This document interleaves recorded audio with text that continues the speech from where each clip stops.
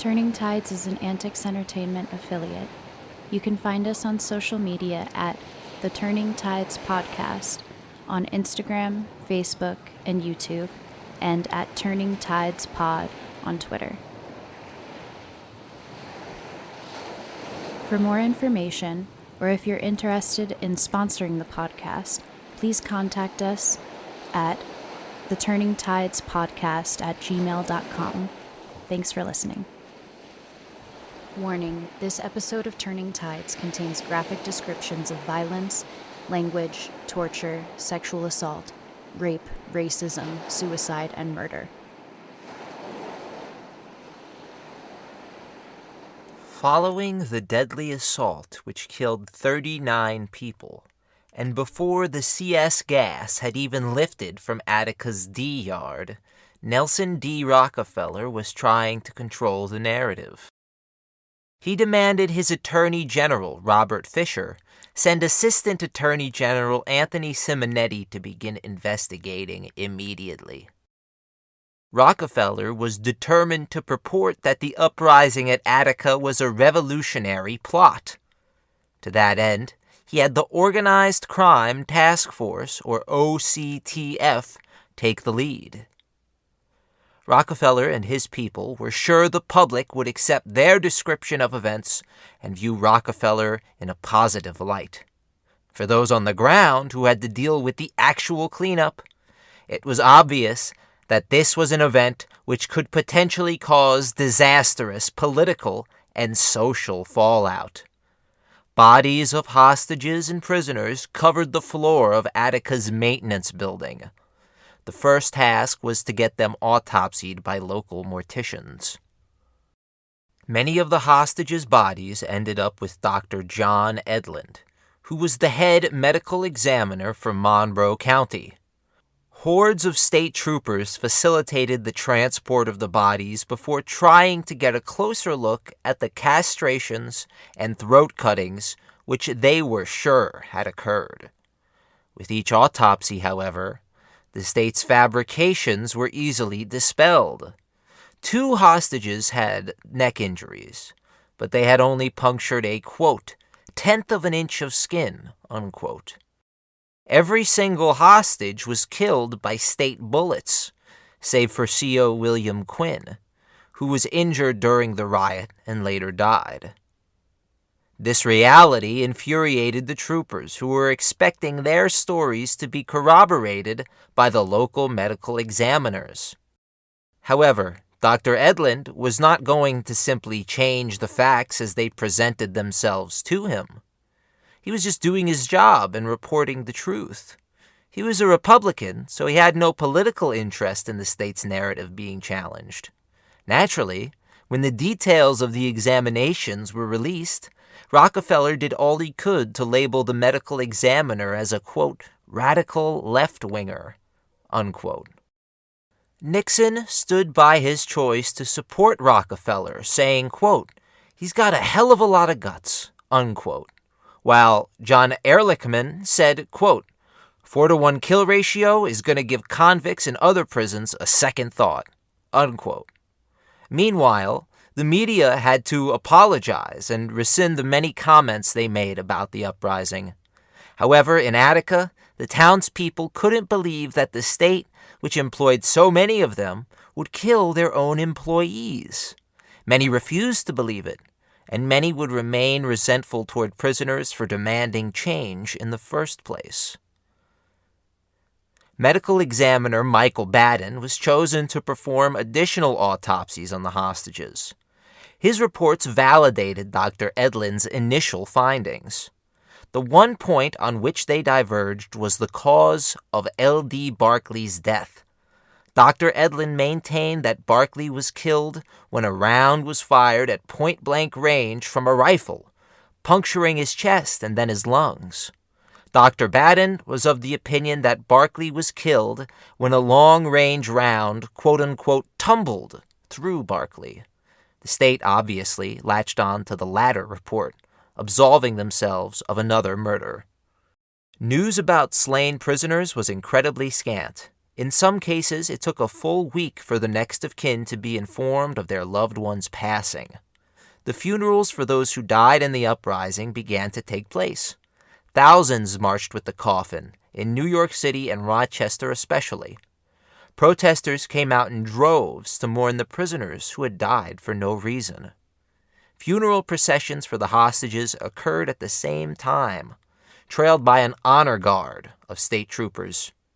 Anne Valone was beyond distraught and had no clue in whom to believe. She desperately penned a letter to William Kunstler in the hope he would be able to tell her the truth. He responded right away, saying he felt horrible about what had happened to her husband and countless others. He said he was more determined than ever to combat injustice in America's prison system. Throughout the country, men and women began to realize how shaky the state's argument was. They demanded inquiry. The first attempts to see the prisoners of Attica was made by attorneys Schwartz and Hellerstein. They were convinced that COs were beating prisoners and that civil rights were being infringed upon at Attica. Thanks to their pressure, Rockefeller called for Harry D. Goldman to form a committee and look into allegations of impropriety at Attica. Attica's officials did all they could to restrict the movement of these state observers, only allowing 4 rooms for them to interview the many hundreds of prisoners claiming state violence. The first tours shocked them.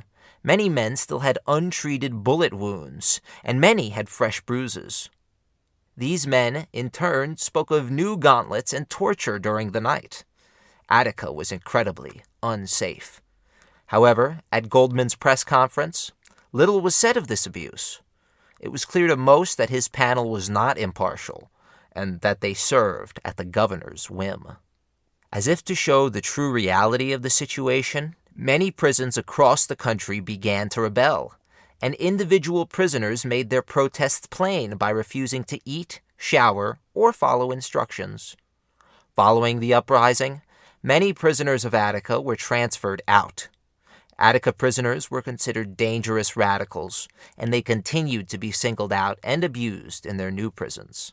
Additionally, CO unions across the country were incredibly disgruntled with the lack of training and care given to the men they represented. The union believed COs should be considered as much a part of law enforcement as any other branch of service. In the wake of Attica, many saw that this was clearly not the case. Realizing the true scope of the PR problem he had created for himself, Rockefeller made a concerted effort to get the story straight with all those involved. In an absolutely ridiculous move, he had a meeting with Simonetti's team, the New York State Departments of Corrections, and the New York State Police Captain. Considering that the state police and the Department of Corrections both may have committed crimes during the retaking of Attica, the fact that they were meeting with Simonetti and his people to get their story straight was highly suspect. How can one claim to prosecute justly when they work with the same people accused of said gross injustice? In the months that followed, Attica was placed under a microscope. The Jones Commission was set up by Rockefeller after the mounting public pressure which followed Goldman's obviously falsified report. The Jones Commission was much more critical of the state and open to calling out civil rights abuses. Next was the Pepper Commission. This was a federal body which answered directly to the federal government. This commission attempted to seriously investigate conditions at Attica. However, the whole committee was viewed as pointless after several prisoners were refused the chance to speak their piece about what happened to them.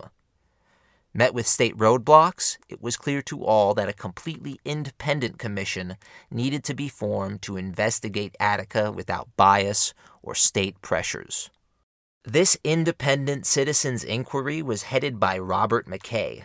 He was adamant about finding the truth which had been hidden by the state. This commission began its crusade with a modest budget of $250,000 and a dedicated team of fact-finders. Robert Fisher and Anthony Simonetti did everything they conceivably could to get to the treasure trove of information which the McKay Commission was compiling. At one point, McKay's boss said he was prepared to go to jail rather than hand over a single document to the state's investigation. In the face of this man who was unwilling to cower, Governor Rockefeller folded and enforced the commission's independence once more. Robert McKay then decided that a hearing was needed, one in which prisoners could come forward and air their grievances. The McKay hearing was broadcast via local television networks. They captivated the state's citizens.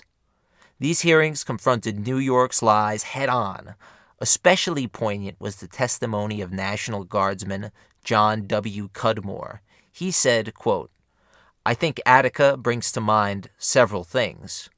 The first is the basic inhumanity of man to man, the veneer of civilization. The veneer was penetrated," unquote. The final telling of the McKay hearings and findings can be located in the official report of the State of New York Special Commission on Attica. Despite being a mouthful, it was an astonishing piece of literature which succinctly laid out the root cause of the uprising, the events during the riot, and its violent aftermath. Anthony Simonetti was undeterred by the release of the McKay report. In fact, he was privy to much more information than that which was made accessible to McKay. Additionally, he had interns break the report down line by line. He had been working on this case since September 13, 1971, and it showed. Simonetti's office was rife with resources. He had means far beyond anything an independent commission or defense team could ever hope to have at their disposal. He worked hand in hand with the state police's investigation unit, headed by Captain Henry Williams. Williams was at Attica the day of the retaking, and very likely sanctioned many crimes. He made a point to disregard any evidence found which would implicate the state. He refused to let chalk outlines be made, and he did not deem it necessary to pick up any casings from the many rounds fired by his officers. The state saw no problem aligning themselves with Williams, nor Williams with the state. The state's prosecution team's main concern was finding C.O. William Quinn's killer or killers. They made it clear prisoner crimes were at the forefront of their mind. On top of Quinn's death, there were several other instances of crime and murder in D-Yard. In the first hours, there were numerous reports of assault and prison rape. When leadership positions were doled out, these instances ceased to occur. However, with the lengthening of the state siege, suspicion and turmoil festered. In the worst case, 2 prisoners were charged with treason simply for talking with news teams about the uprising. Come the morning of the retaking, these 2 men, Kenneth Hess and Barry Schwartz, were found murdered, their throats cut and their bodies mangled beyond recognition. A 3rd prisoner, Mickey Privitera, was also found killed after raving incoherently in D-Yard and frightening the men. The state needed witnesses to corroborate their stories, so the BCI, the Bureau of Criminal Investigation, went to work immediately. Flip Crowley was still suffering from several gunshot wounds when the BCI arrived in its hospital room. When Flip was unable to provide the necessary information to investigators, he said they, quote, proceeded to beat me, and they beat me for at least half an hour. During the course of the beatings, I was made to crawl around on the floor and shout white power and kiss their feet. This went on for 2 days, unquote. When the stick did not suffice, the carrot was dangled over the heads of the traumatized men. Need more money in your commissary account? Just claim you saw John Hill at this location. Need a favorable parole hearing? Simply tell us that Jomo was seen covered in blood. It was incredibly effective, and it allowed the BCI to, quote-unquote, collect any information they wanted. The fact that this information was likely false seemed to matter very little to them. Regardless, the state had its evidence, After a 13-month-long investigation, they handed down over 1,200 criminal charges against only 62 prisoners. In their first attempt to speed the trials along to conviction, Warsaw, New York was announced as the location. This was a pro-prison guard town. Many of the citizens there had family or friends who worked in Attica, and several prospective jurors knew former hostages personally. This was not going to be an impartial jury of the prisoners' peers. The National Lawyers Guild wasted no time in coming to the defense of the accused. They filed injunctions to have the location of the trials moved. As these court cases began to gear up, the FBI wished to involve itself once more with Attica.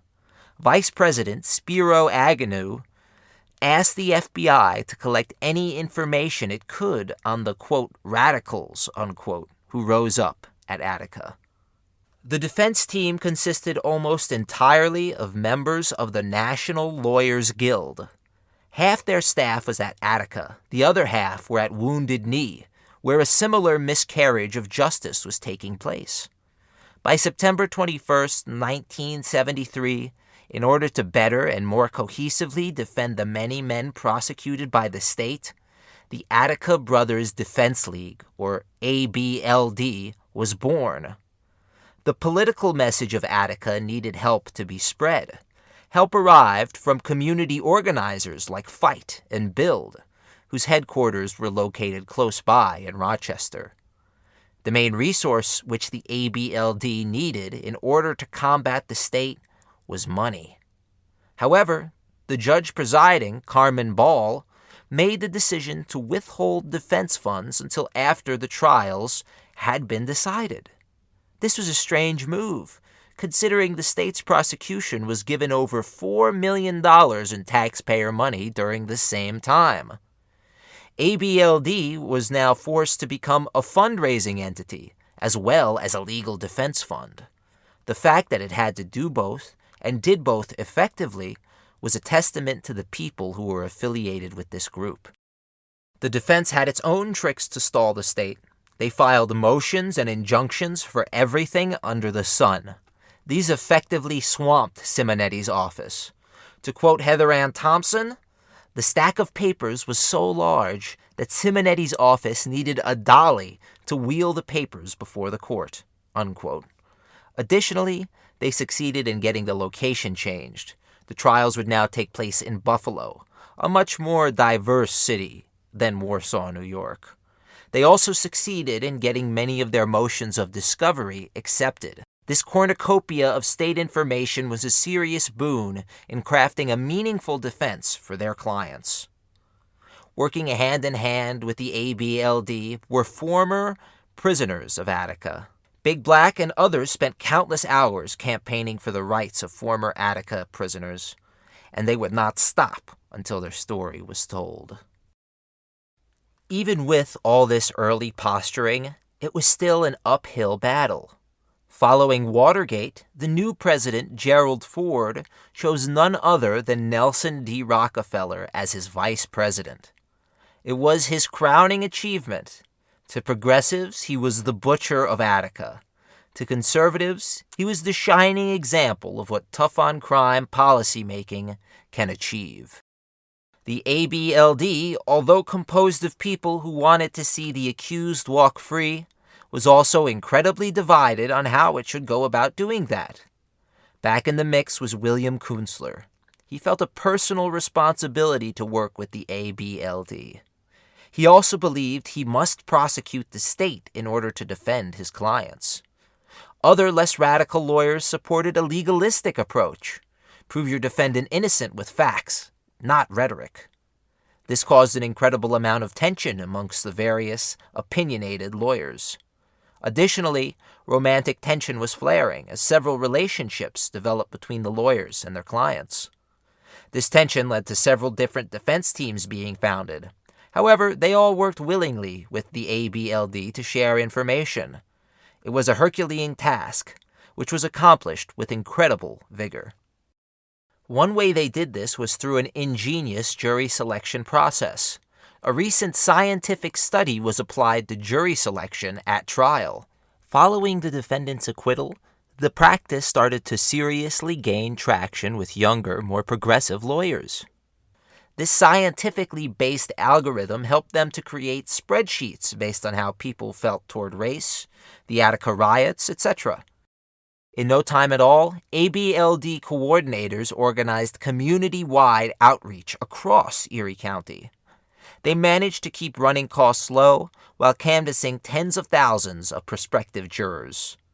Another way the ABLD pinned down the prosecution and discovered their illegal methods of obtaining information was through Wade hearings.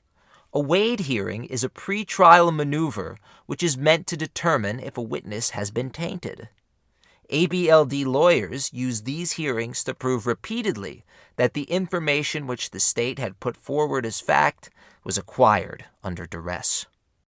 After collectively agreeing not to accept a plea deal, the Attica accused were ready for their first day in court. Before that happened, a man named Richard Bellello copped to a plea deal. He had mafia connections and was already serving a life sentence, so rather than protest his innocence, he simply pleaded guilty. He claimed to have been in keep lock the entire time the uprising took place and therefore could not have kidnapped or coerced anyone. Regardless, it was viewed as a victory by the state. Next, the state planned on taking the rape of James Schleek to trial. They accused Willie Smith of perpetrating the crime during the first hours of the uprising. Indeed, James and his brother John were both raped by multiple offenders, but they had no clue who had done it. In choosing this case as the first to go to trial, the state attempted to paint a picture of black prisoners assaulting defenseless white prisoners. It became clear right away that the state had no evidence which they could pin on Willie Smith. They had no physical evidence, no witness testimony, and no corroborating statements. The judge was not pleased that the court, the taxpayers, and the accused had all had their time wasted. He said, quote, "The evidence was too flimsy to warrant a jury's consideration," unquote, and dismissed the case. John Schleek made a desperate plea to the court, quote, "I want to know if anything is ever going to be done about this stuff going on in prison. There's a whole lot more kids it's happened to," unquote. Thankfully, the case was dismissed because the ABLD would need all of its resources for the next one. Simonetti's office would try the two prisoners accused of murdering CO William Quinn next. The two men charged were John Hill and Charles Pernasalis, both prisoners at Attica. John Hill had found himself in Attica after being transferred from juvenile detention when he had turned 19. He was part Italian and part Mohawk. He was due to be up for parole when the uprising took place. Charles was in a similar boat. He was part Catawba. He had found himself in Attica for not informing his parole officer about an out-of-state trip. Both supposedly attacked CO William Quinn just outside of Attica's Times Square. Both vehemently denied attacking anyone. Defending Hill would be the husband and wife team, William Kunstler and Margie Ratner. Defending Charles would be the former Attorney General for the United States, Ramsey Clark, alongside Herman Schwartz and Joe Heath. Prosecuting for the state would be Louis Aidala, the mustachioed showman of the courtroom. As Wade hearings began for both Hill and Charles, Buffalo became a powder keg for young activists, state police, and celebrity rabble-rousers. Their presence brought an increasing tension to the trial. During jury selection, a prospective juror complained that he was called about his views, and the scientific jury selection process was put on hold. Many on the defense team believed this call was made by the prosecution, who had likely been impersonating them. The trial officially began on February 24th. Right away, Kunstler started a political defense, claiming the state, through negligence, had killed William Quinn. Schwartz was against this from the beginning and felt it would make little headway with an, quote, upstate jury, unquote. Kunstler then took it a step further and demanded that Nelson Rockefeller be subpoenaed to give his testimony on what led to the Attica Uprising. This was refused, and Kunstler finally asked that the accused, as well as the defense witnesses, be given protection to and from the trial. Again, this was refused. After the judge refused all the defense's requests, including allegations of wiretapping on the prosecution's part, the state began its case. They called their witnesses who described in gruesome detail the way in which William Quinn died. Quinn had suffered an incredible amount, so Aidala honed in on the emotional argument to win his case. However, once cross-examination began, it was clear that many state witnesses had been forced into altering their statements. C.O. Royal Morgan claimed he saw Hill attack Quinn, but Morgan also claims to have been hit hard himself, not to mention the many times over the investigation that he changed his story. Kunstler then exposed C.O. Gordon Kelsey in a similar way. Next, the defense called forth its witnesses, who detailed an entirely different story than the state's. Now it was Clark's turn. In a quiet, barely audible voice, he masterfully took down each story the state presented against Charles. By the end of the cross-examination, both lawyers were calling for charges to be dropped. These calls were refused. The judge gave no explanation for this. Next came closing remarks. Clark very quickly summed up the defense, but Kunstler took 7 hours. In a frustrated voice, he said to the jury, quote, "You are sitting in a moment of history," unquote. Finally, the state summarized its argument. At this point, Aidala relied exclusively on the emotional, pointing at John Hill and yelling that this man, quote, "literally tore away Quinn's human brain," unquote. The jury returned after hours of deliberating. Both men were found guilty of assault and murder. This would have probably been the verdict if any 2 prisoners of Attica were standing trial. A CO had died, and someone needed to be punished. There needed to be closure, regardless of the fact that there was no conclusive evidence. Kunstler was furious and began a shouting match with the judge. When sentencing came, Hill declared that the real murderers were in Vietnam, and if the, quote, "racist jury," unquote, truly wanted justice, it would seek to atone for the 14 million natives murdered by America in the 19th century. Hill was given 20 years to life. Charles had the murder charge dropped after a desperate final plea from Clark, and was given 3 years of an intermediate sentence. The next case on the docket would be that of Bernard Strobel, a.k.a. Shango. Shango was a head member of the Attica Uprising security detail and was singled out by guards for abuse because of it. He was accused of brutally murdering prisoner Barry Schwartz. Shango had had anything but an easy life. Following a shootout with police in which he claims he acted in self-defense, he was on the run. He would shoot another man in a pool hall in the Bronx before the law finally caught up with him. While in prison, Shango converted to the Islamic faith and vowed to change his life for the better. He would be shot 3 times during the retaking. One bullet came perilously close to making Shango a paraplegic. It was after the retaking when his true torture began. He had urine and spit dumped on him and was burned with cigarette butts. Finally, a prison guard came in with a revolver leveled at him. The guard said Shango was going to die tonight unless he would, quote, "beg like a black," unquote. The state would rely overwhelmingly on witness testimony to prove that Shango had killed Barry Schwartz. Several prisoners had pointed to him directly for the crime. Agreeing to defend Shango's innocence was civil rights lawyer Ernie Goodman. One of his first tasks was to manage Shango's public image with the help of the ABLD. Shango's mother, a Baptist minister affectionately known to all as Ma Strobel, took the lead on this. As Wade hearings began, it became immediately clear that the state had another shaky case at best. Witnesses testified to being interrogated for up to 8 hours a day and being forced to pick Shango out of a lineup.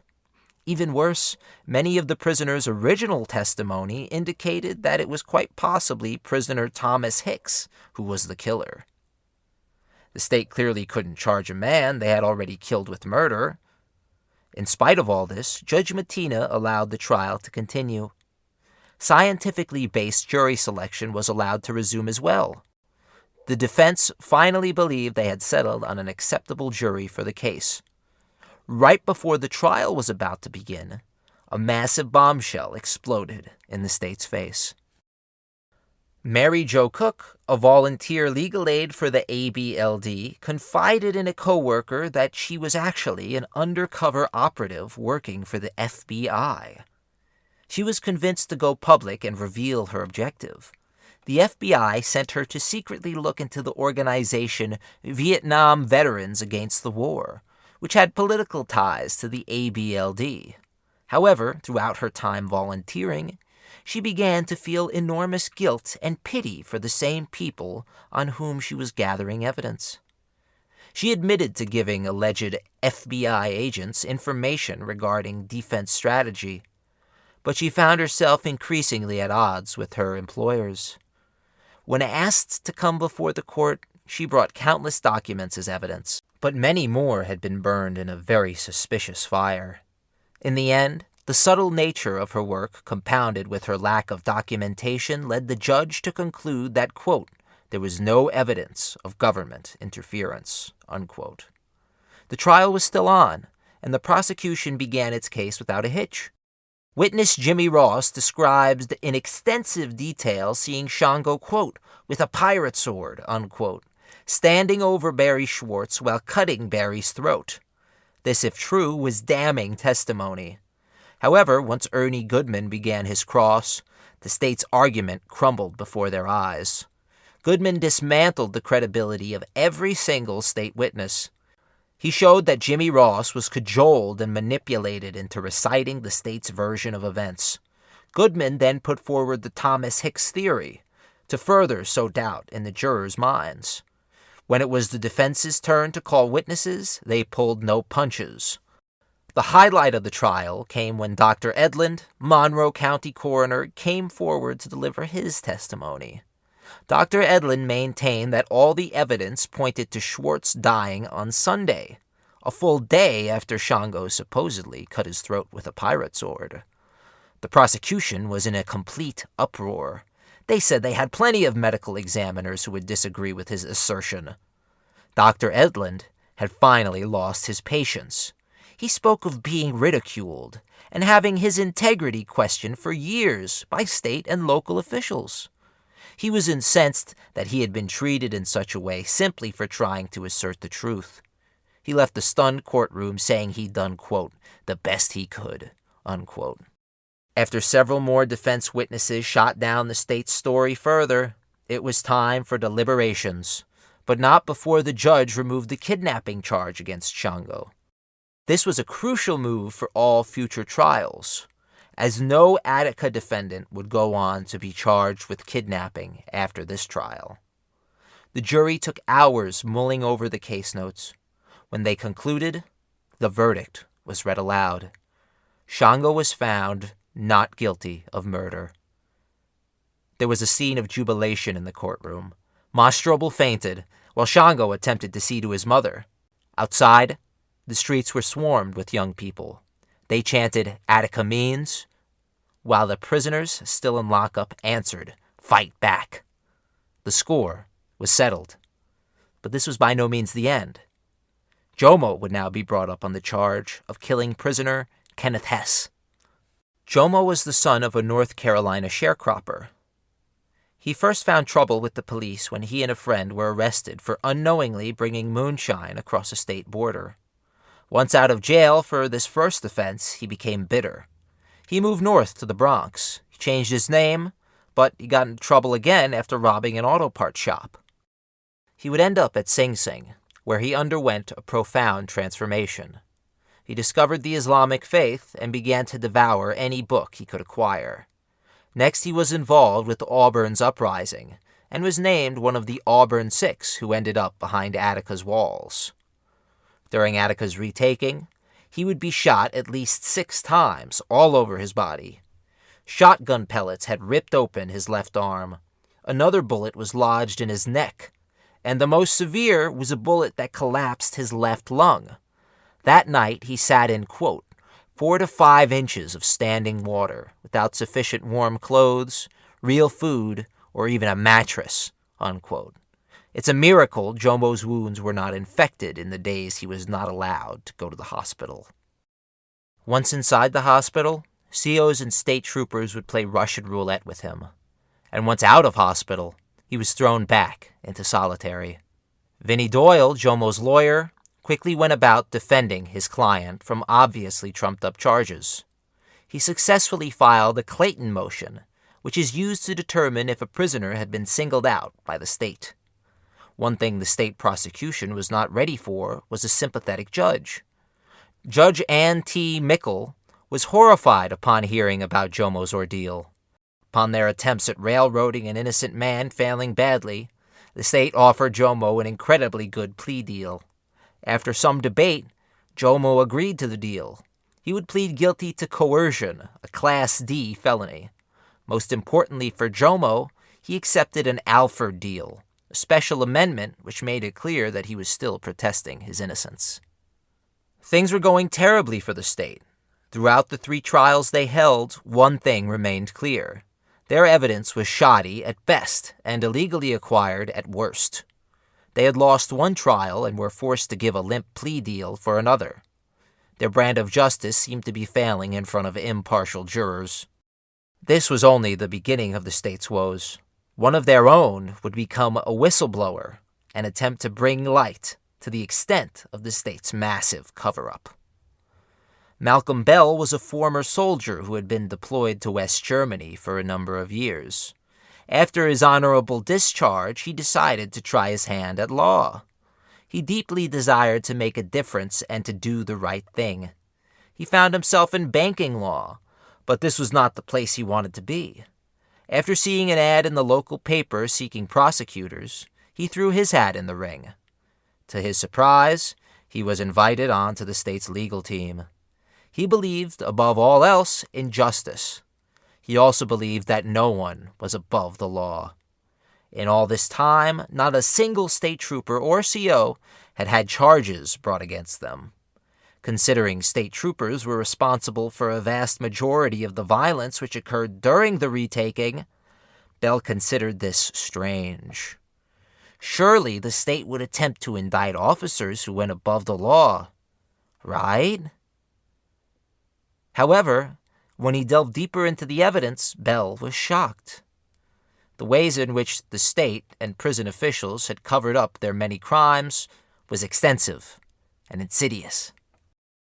What horrified Bell the most was the death of the hostages. Many hostages did not die on the catwalk. The majority of them died while in the hostage circle of D Yard. This happened after an officer ran in firing on the circle. In response, troopers on the catwalk also began unloading their weapons. In a matter of minutes, thousands of pellets were strewn all over the hostage circle. It was a miracle any of them had escaped with their lives. Upon looking at the deaths of the prisoners, the evidence of unnecessary violence committed by the state was insurmountable. Sam Melville was killed when troopers claimed he was carrying a, quote, basket of Molotov cocktails, unquote. Upon investigation, no such basket was found. What was worse, Melville's wounds were treatable. It seemed he was callously allowed to bleed to death. James Robinson was felled by a .270 bullet in the initial barrage of gunfire on the catwalks. He was barely clinging to life when a trooper with a shotgun came across his body and fired a single round into the man's neck, killing him instantly. In the documents which detailed the retaking, there was a photo of Robinson, dead on the ground with nothing in his hands. Another photo, presumably taken moments later, shows Robinson now clutching a small sword. Bell set about the monumental task of bringing charges against the officers he believed acted with no provocation. In each case he attempted to bring before the grand jury, he was denied the opportunity to seek justice. The jury felt it was not even worth discussing the possibility that the state police force had in any way overreached. As each case was refused, more and more state officials testified in order to obtain immunity. These same people could have been charged with reckless endangerment and conspiracy. Instead, their necks were saved by the same investigators who were supposedly looking into the wrongdoing. Bell understood that prosecutors and police were natural allies, but he just couldn't understand what that had to do with breaking the law with such little regard for human life. After countless hours of work and frustration, Malcolm Bell was finally fed up. He was already being ostracized by his colleagues, and he was increasingly at odds with Simonetti, who insisted on bringing prisoners to trial with zero evidence to support his claims. Bell prepared a massive report, which he immediately sent to the new governor. After waiting for weeks for a response and hearing nothing back, Bell went to the New York Times as a last resort. He handed his damning report to Tom Wicker. When it was released to the public, the floodgates were opened. Officials ordered up another commission to be sent in to investigate Attica and the alleged cover-up. It was headed by a personal friend of Nelson Rockefeller, Bernard S. Meyer. After years of investigating themselves, the state police and corrections apparatus would be investigated by someone else for a change. By October 27, 1975, the 3-volume Meyer report was finally completed. Upon the governor's request, its second and third volumes were sealed to the public. In spite of this, the first volume of the Meyer report was explosive. However, it was a highly controversial document because it did not formally accuse New York State officials of any wrongdoing or cover-up. For example, the report determined that Anthony Simonetti handing out immunity to New York State's top brass was a, quote, lack of good judgment, unquote. Following its public release, the population was deeply divided on the Attica investigation. Some wanted a new investigation to be headed by someone else other than Simonetti. Others wanted the investigation to stop outright and for a general amnesty to be called for all who were involved. The choice was made to remove Simonetti, but not before his office brought charges against an officer for the first time in 4 years. Alfred J. Scotti was chosen to replace Simonetti. His first act was to ask that the impending charges against Trooper Wildridge be dropped. It was more of the same from the prosecution. For Governor Hugh Carey, this was a source of continual upheaval for his office. Come New Year's Day, 1976, the state had had enough of this fight. Every indictment was expunged from the record. There would be no more trials, and those still in jail were given their freedom. The prison guard and police unions were outraged. They called it a, quote, slap in the face, unquote. Former Attica prisoners were happy that the trials were over. However, John Hill's struggle was not yet finished. He was still viewed as C.O. Quinn's killer, and he would be denied parole. One of his most vocal supporters was Malcolm Bell, who campaigned endlessly for his right to freedom. It was now the state's turn to be taken to court. Seeking damages for the death, torture, and humiliation they suffered, the survivors of Attica would see their story told. Lawyer Elizabeth Fink would help them seek justice. She had been on the case for years and grew to become friends with Big Black, who was still doing all he could to have his story heard. He, as well as countless others, would try to assert the truth over the extraordinary amount of state money they had working against them.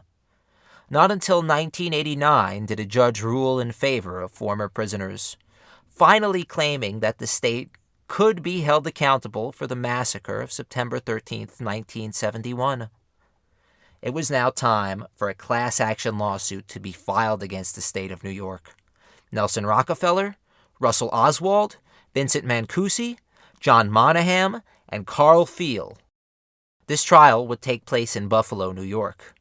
Nelson Rockefeller would go on to be removed from the lawsuit. The judge who would clumsily rule over this trial was John T. Elfvin.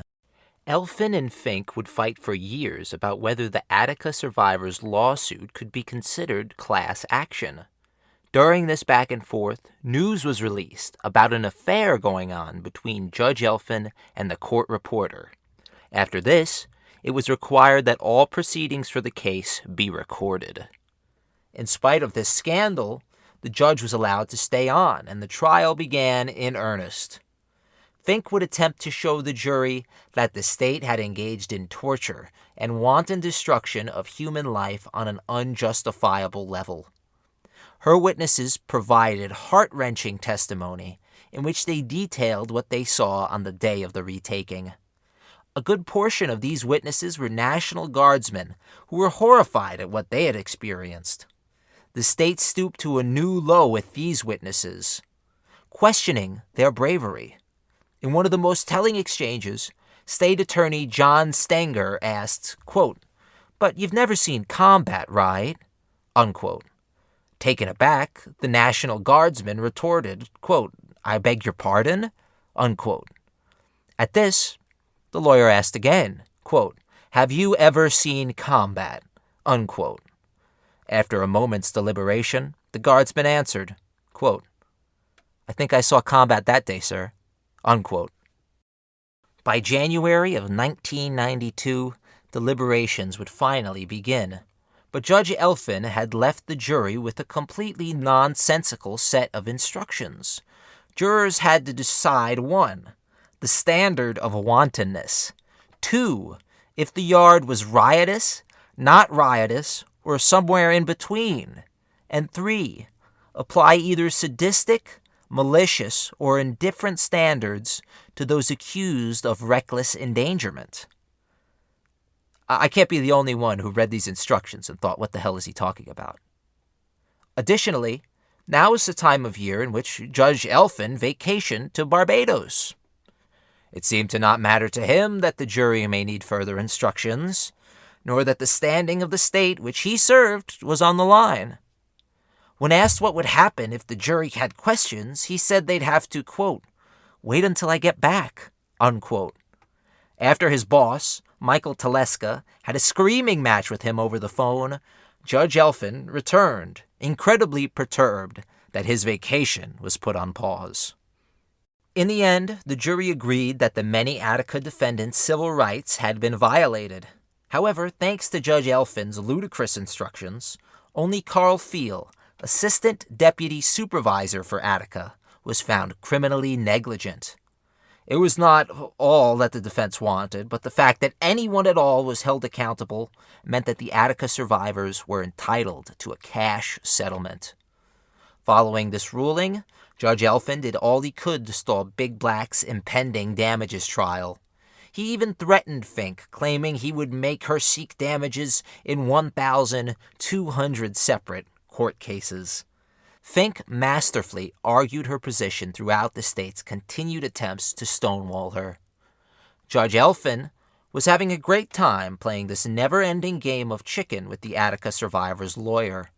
He considered it, quote, sparring, unquote. These games were played all the way up until 1997, when Big Black finally got his day in court. Liz Fink would not sugarcoat anything during this trial. It was, quote, about torture that was physical, was race-based, and was psychological, unquote. The state claimed the jury would, quote, hear very little medical proof of what actually happened. Injuries actually suffered by Mr. Smith, unquote. This line of logic failed the state's lawyers right away, especially once Big Black got up to speak his piece. He recounted that day while holding back tears. He remembered that he kept hearing his name shouted by COs because they believed he had castrated William Quinn. He was forced to sit on a weight bench and was given a football to balance on his chest. The officers standing around him promised to murder him if he let the ball drop. As they abused him verbally, racially, and psychologically, they began dumping lit cigarette butts and cigar ash onto the naked man.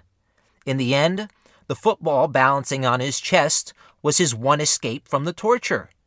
If he kept the ball up, he could live another minute. After his gauntlet trial, in which he faced, quote, 40 to 50 officers, unquote, he was threatened with castration. Even after Judge Elfin attempted to shape the jury's opinion again by preventing critical medical testimony from being shared, the jury still awarded Big Black over $4 million. The judge was stunned. The state of New York simply couldn't afford to dole out that kind of money to the dozens who were murdered and tortured. Next was former prisoner David Brosig, whose trial outcome would shape the amount of money given to the least traumatized Attica survivors. His tale was just as harrowing. He spoke of the same beatings, racism, and lack of care which Big Black had described. Brosig was awarded the much smaller sum of $75,000. This was still an astronomical amount for the state, as hundreds of former prisoners now had precedent to collect this same amount. However, during his appeal, Carl Feel managed to get the second court to accept that Judge Elfin had skewed the initial trial. They considered this reason enough to deem him not criminally negligent. The $4,075,000 awarded to Big Black and Brosig respectively was now off the table. The Attica survivors were back at square one. It was as if the past decade of rolling in the mud with Judge Elfin was for nothing. Judge Teleska was thankfully chosen to replace Judge Elfin. His main priority was to reach a settlement with the state. 30 years of legal back and forth had brought them no closer to reaching a deal. At first, New York said $50,000 was all Attica's survivors needed. This was an absurdly low number. Judge Teleska proved to be a man of principle, and he argued for more and more until he reached the number $12 million. This was, to be sure, nowhere near the amount which had been awarded in the previous trial, but it was the closest Attica survivors could get to real justice. What was more, Judge Teleska held closed-door meetings with any and all prisoners able to make the trip to his office. There would be no need to show evidence or proof. He simply wanted the stories of the men on record. It was the first time many of them would be sharing their story. One young man spoke of being an incredibly gifted basketball player with the potential for a professional future. COs knew this, so during the retaking, they tied guns to the top of his feet and dragged him up the stairs. He was refused medical attention, which caused his feet to heal improperly, leaving him with an unathletic shuffle, which was now his permanent gait. As the news of this settlement swept the nation, there was another group of people who were totally ignored by the state. The former hostages and their families reacted angrily when they discovered that the prisoners would be getting a payout.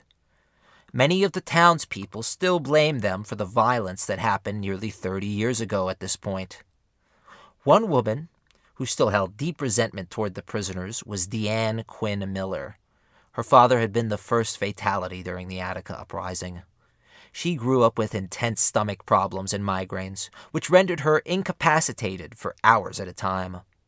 One day, a local radio station held an impromptu meeting at a diner for the surviving families of hostages. Nearly the entire town showed up. Deanne was particularly struck by the words of former CO and hostage Mike Smith. He said he didn't begrudge the prisoners for finally getting what was owed to them. He also said that the hostages were treated just as bad by the state. This was a revelation for Deanne. As she referred to it, Attica was a, quote, boys' club, unquote, of people who supported the state. After this initial meeting, the townspeople seemed more willing to discuss their trauma, and through it, they banded together to seek a redress of their grievances. Following the Attica retaking, many widows were promised that they would, quote, be taken care of, unquote, by the state. This was seen as the state acting altruistically and supporting those who had died. In reality, it was a cruelly calculated move which would allow the state to not face legal indictment. In New York State, when one receives money following a workplace accident, it is referred to as, quote, electing a remedy, unquote. This grants the state immunity from any future lawsuits filed by the recipient of the check. Widows who were desperate and grateful that any help was being sent at all accepted the check without fully understanding the legal repercussions. This was also true of those who accepted hospital assistance from the state. This fact was uncovered only when the families formed themselves into the FVOA, or the Forgotten Victims of Attica, in order to sue the state. The only Attica widow who was able to sue turned out to be Linda Jones, whose husband was killed by police. She brought the check to a lawyer friend, William Cunningham, and he quickly sussed out the state's true intentions. It was his belief that Linda should sue the state for damages. She did, and she pressed her case until she was granted over $550,000. The other Attica members were in no such position. The FVOA refused to be deterred, and they began a massive campaign for closure. They were supported by the union heads of the correctional department nationwide, as well as the police unions of New York and Los Angeles. Finally, a hearing was scheduled to be headed by the Department of Correctional Services Commissioner Glenn Gourd. Once the hostages' family took the stand, they spoke about their husbands, who could not be in large crowds, nor get a good night's rest. Then there were the stories of what families had to endure, the violence and anger, the seemingly random mood swings and excessive drinking. C.O. Vallone's daughter, Mary Ann, said, quote, I hated the hostages that lived. I hated the civil rights movement. I hated blacks. I hated God. I hated corrections officers. I hated my mother. And then I hated my father for going to work. I forgave the prisoners first. They were victims too. But it took me a long time to forgive God. Unquote. Then her thoughts turned to her late brother. Quote, my brother was in pain. My brother killed himself, hung himself off the deck of his $125,000 house when he was 33 years old. Unquote. As these hearings took place, an unlikely friendship developed between Big Black and Deanne Quinn Miller. They found common ground in their trauma and spent hours on the phone with one another. Far from being bitter, Big Black 100% supported the fight of the hostages' families. Some conversations were deeply emotional. Others were simply to catch up. By 2003, Big Black was fighting a losing war to cancer. Deanne mentions how weak he sounded on their phone calls during this time. By 2004, he would lose his fight. Malcolm Bell was constantly arguing on the family side. He, maybe more than anyone else, understood how awfully everyone at Attica was treated. It was time that this horrible chapter was finished for good. In late September 2003, Commissioner Gourd asked if $8 million was an agreeable amount. The FVOA considered this number insulting and rejected it outright. Sent in to finish negotiations once and for all was Judge Teleska. He had already settled the prisoners' cases. Now he did everything in his power to settle the cases of the hostages. After rejecting $10.5 million, Deanne Quinn Miller became very sick and was taken to the hospital. It wasn't until January 14, 2005, that the FVOA agreed on a payout of $12 million. This was the same number awarded to the ABLD, but since it was shared between fewer people, the payout was much larger. In the end, Mike Smith wrapped up the whole ugly process by saying, quote, I don't know if this is justice, but this is as close as we're going to get. Unquote. In the 50 years since the uprising and retaking of Attica, America's prison system has remained an issue. As of today, there are nearly 2 million people incarcerated in America's penitentiaries. A large part of them, nearly 40%, are Black Americans. Considering that Black people only make up about 13% of America's population, this ratio of incarceration is staggering. Following Attica, many reforms were promised, and some were made, but these reforms have all been walked back slowly but surely in the face of an ever-expanding prison population. Both political parties are to blame. They both have entities who conduct themselves unethically for the sake of continuing to acquire cheap labor. The main lesson we can take away from Attica is that, to this country, Black and Indigenous life is not seen as life worth protecting or nurturing. One has to only turn on the television any given week to see how the toxic and violent attitudes and actions exposed at Attica continue to pollute our government and our justice systems today. The Attica victim settlements confirm this fact tenfold. Countless times throughout this country's history, it has chosen violence and oppression, especially when faced with demands for meaningful reform and reparations for harm done by the state. Attica only amplified to the public what had already been common practice for many years. So how do we reform this system to make it work for all of us? Perhaps the first thing to do is to admit that there is a problem. We cannot progress or find a solution without doing that at the very least.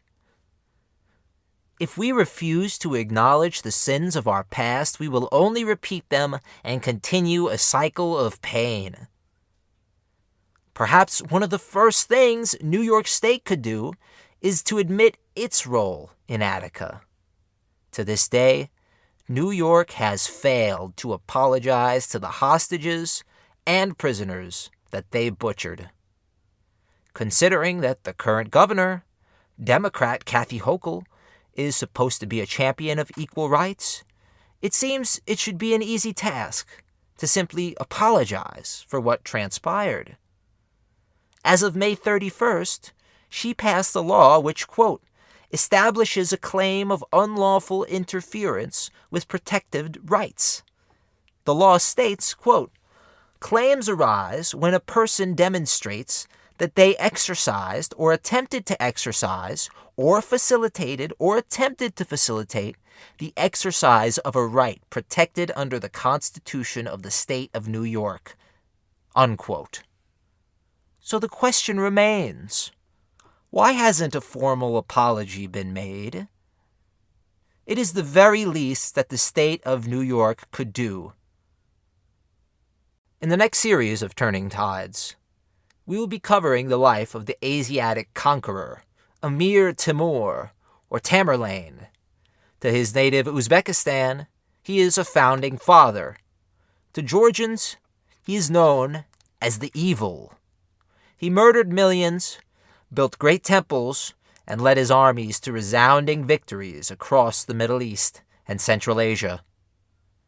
Tune in on April 18th to hear the first episode in this 2-part series, From Rustler to Conqueror. Thank you all so much for listening. I'm your host, Joseph Pascone. If you like what you heard today, you can support us by donating on PayPal at Turning Tides Podcast 1. Thanks for the support and thank you for listening. If you like what you've heard, we'd really appreciate it if you take the time to rate and review Turning Tides on whatever platform you use to listen, and share the show on social media. It really helps us to bring the show to more listeners. Thank you guys so much. Thank you to everyone for listening. We'd also like to say thank you to Movo Photo. We use their sound equipment for this podcast, as well as all of our other projects at AntiKs Entertainment. They make great equipment at great prices, and we really appreciate that they make content creating so accessible for indie creators like us. Check them out on social media at Movo Photo, MOVOPHOTO. Thank you again.